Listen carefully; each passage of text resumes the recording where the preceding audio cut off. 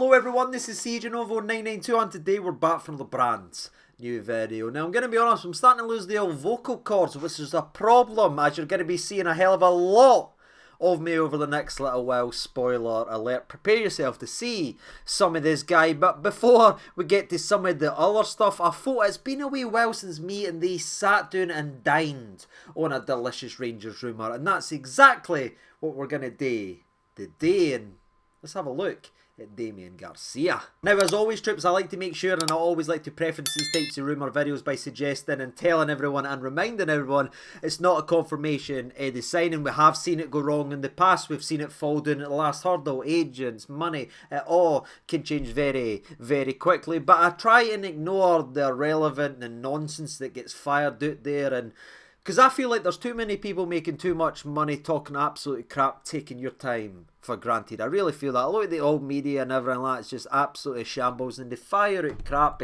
and I didn't want to do that here on the channel. I only like to discuss what I think could potentially turn into a player holding up a scarf above his head, and that's exactly what we're here today. Now, I've waited till I could hear something and feel it to be concrete, and that's what we're here to talk about today. But before we really break down whether or not this rumour is true or it will happen or not, let's take a step back, kick the old tyres and see if it should be, ladies and gentlemen, and find out what we could potentially be bringing in to this football club. Damian Garcia is a very tall 5'8". That's right, I said it was very tall, ladies and gentlemen. Or it is average height in most countries. Give us a bit of respect, but respect to the 5'8"ers or not, we are talking about a Uruguayan centre defensive midfielder by the name Garcia. And we're going to bench the height stuff for a few minutes because I want to mention the word defensive midfielder again. CDM, defensive midfielder, right? You're going to hear it a lot, and I feel like it's important because we've reached that point in the summer and where we are and what we feel like we need to fix the Rangers team. We feel like we know what the missing piece of the puzzle is to fix everything. It's goals, it's creation. We need somebody to do this and this and this, and we're going to build it up, and then we're going to look at a player like this and say, wait a minute, that's no what we're looking for. And I feel like that's important just to say what he is and what he isn't. He isn't your goals in your middle of the park. He isn't the big creator that a lot of people actually want. His best attributes are defending, ladies and gentlemen, and that's alright. He goes in, he gets stuck in, it's interceptions, it's winning the ball back, it's being brave, it's getting stuck in here, it's chasing a man, it's tracking a man. Tracking a man, not just allowing them to run in our box and have free shots every time. It's using the noggin for defending. And it's funny, right, because I imagine there'll be a lot of natural comparisons to maybe Raskin, because again, the height argument, but similar profiles on paper if you look at it very briefly. On the surface level, is this the Raskin replacement? Is this the new Raskin? Raskin this, Raskin that. And for me, where again it is surface level, you can look at it and they do share some similarities. There is massive differences in the way this player plays to Raskin plays. For me, this isn't a Raskin replacement.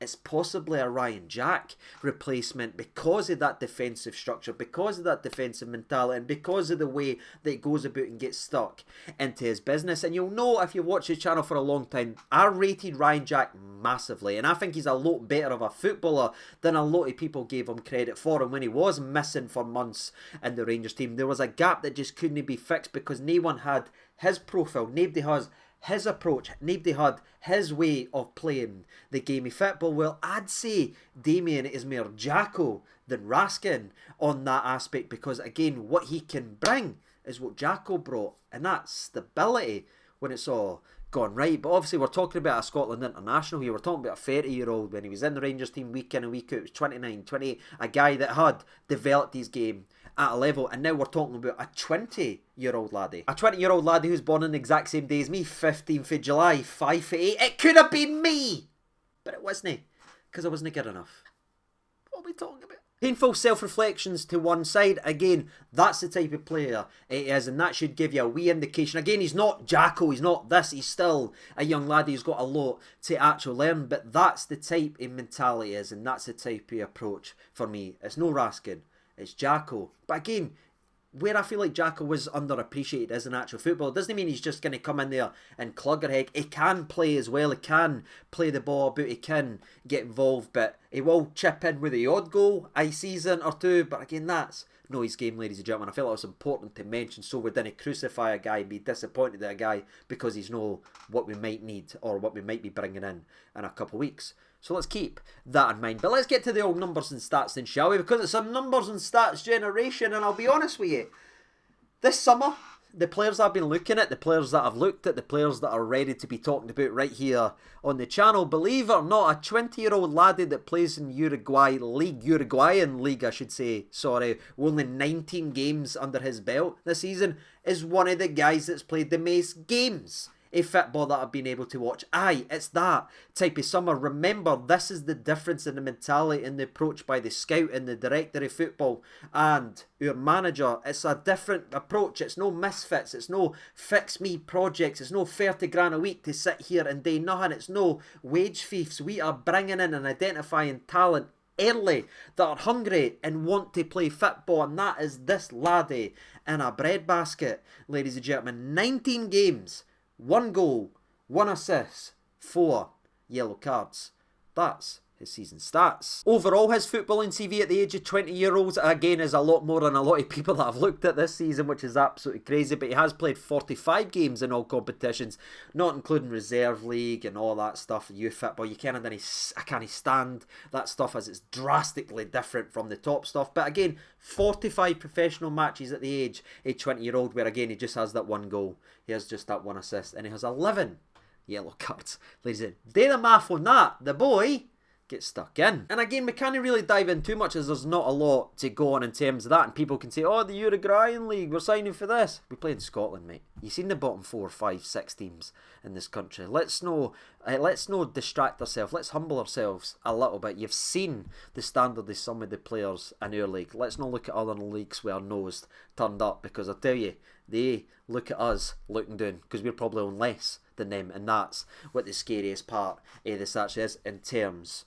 of an average. But regarding the player, we look at the competition for places, we look at the potential signing. I think he does jump in there, and he is one that is spoken very highly of, ladies and gentlemen. I know we kind of use that term loosely and we talk about potential this, potential that, but he is a laddie that is spoken about, and I feel like he is just a fan favourite type of player, because you know how attackers and creators, they can frustrate you because they're no scoring or they're trying this. He's clever with the ball, the way he puts himself in and wears his heart on his sleeve and runs his absolute arse off, being able to run all day, is the type of player you want to like. And I'm impressed by what I've actually seen in terms of the competition for places. I feel like he is a massive jump up in terms of energy. I think again he plugs a hole in the Rangers midfield that Jacko's left over. Lunny couldn't fill it, Diamandi can't fill it, Lawrence can't fill it, Raskin's not being able to fill it. That type of approach and mentality is what Damian Garcia actually is, and it'll be interesting to see if he starts. I can see him starting the away days and the Euro games, because again,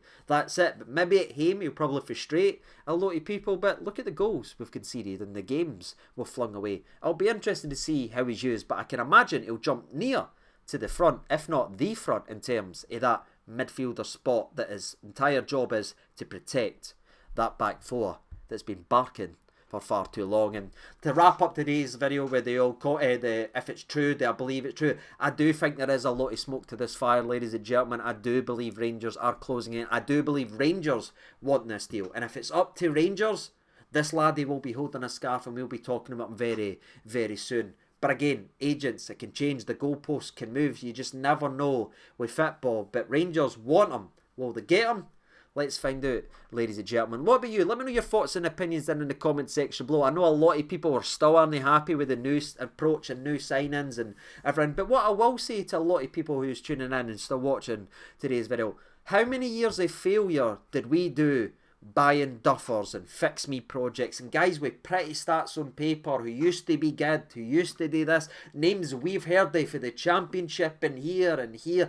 How many years of failure and how many years do we need to fail doing that and hearing the names before we sit and say someone else's approach is identifying young talent and it's making a splash here or there that we didn't see every week? Maybe getting young hungry footballers is better than players that are doing all their luck and feeling sorry for themselves and are here for a massive wage. Maybe, just maybe, I guess we'll find out. It's another player with big potential. hopefully fills it in a Ranger shirt. But until then, ladies and gentlemen, I have been CJNova92. Please let me know your thoughts and opinions down there in the comments section below. And as always, thank you so much for watching. I nearly said CJNovo again. All the best and bye-bye.